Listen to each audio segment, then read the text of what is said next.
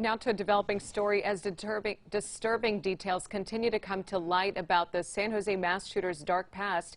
Investigators have revealed that Samuel Cassidy expressed hatred for his workplace for years.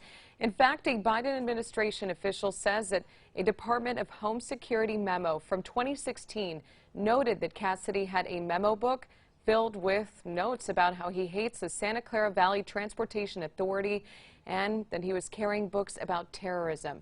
Reporter Rachael Levy with the Wall Street Journal was the first to break that story, and she joins us now to tell us more about her findings. Thanks for being here. Thanks for having me. So walk me through what exactly happened when you first learned about this shooting in San Jose that prompted you to ask these questions of a Biden administration official.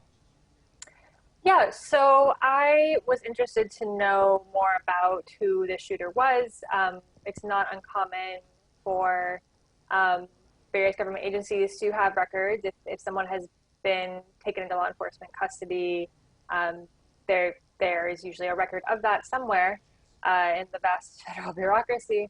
And so that prompted me to ask around if there was any information on who we were being told at the time was the shooter. And so you learned that Cassidy was detained by U.S. Customs officers after a trip to the Philippines in 2016. So how did they exactly find these objects? Were they packed in his luggage when he was coming home? And what exactly was written in these documents? Yeah, so it's based on a memo that I viewed that was distributed within the Department of Homeland Security. And this memo was issued sometime after the shooting took place on Wednesday. Anyway, this memo, it is citing data from border officials, from CBP, Customs and Border Protection. And they say that back in 2016, they stopped Samuel Cassidy as he was coming back to the U.S. from a trip in the Philippines. The memo does not say why he was stopped. It does say, at sort of a high level, that he had books about terrorism and notes about how he hated his workplace. It does not really delve into much more than that. It's very sort of high-level information, but it does indicate that he was stopped, he was detained, and authorities at the time had questions for him and found these materials. So not much more was explained as to exactly what caused these Customs and Border Protection agents to pull this guy aside, but again, they did hint at these documents in which they claimed that he had written these awful things.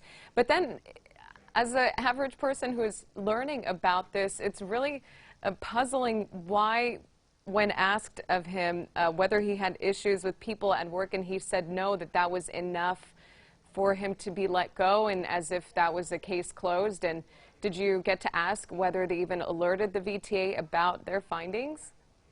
I have asked those questions, and I am still trying to find answers. And have you learned anything about their protocol or what exactly has to happen? Is there a reporting system at all in place for when finding something as disturbing as this, or really it's just a matter of asking, he says no, and then moves on with his life? So I think there are some things that we need to know that we don't currently know, at least in the public domain, which is what specifically was he stopped over, and what specifically, did he say in these notes? Even, possessing quote unquote books on terrorism, that could be something that's concerning, but it could also be, there are many people who have books on terrorism. It could be a book about a terrorist group, an academic study. It doesn't necessarily mean that it's a book about how to, how to do something terrible, essentially.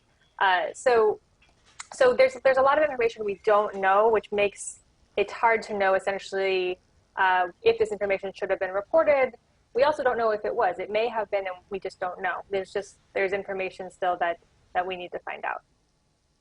And I wonder what kind of a reporting system Homeland Security has in an event like this, and if at some point he was put on a watch list, you would think, because not just the book itself, in which you were mentioning, could be just used as an academic research, but then again paired with what looked to be, or it sounds like, was a written memo on his own, also complaining about his work in a really hateful way. Right, and we don't know what those notes said. So we know that there were some sort of materials that he had where he expressed this hatred of his workplace. But without further detail, it's really hard to evaluate what that meant. Again, if you ask a lot of people, unfortunately, probably a lot of people crossing a border every day don't particularly love their jobs. It doesn't necessarily mean that they, are going to do such a terrible thing, at their workplace. So it's without further information. That's why I'm really hedging this to say we need to find out more.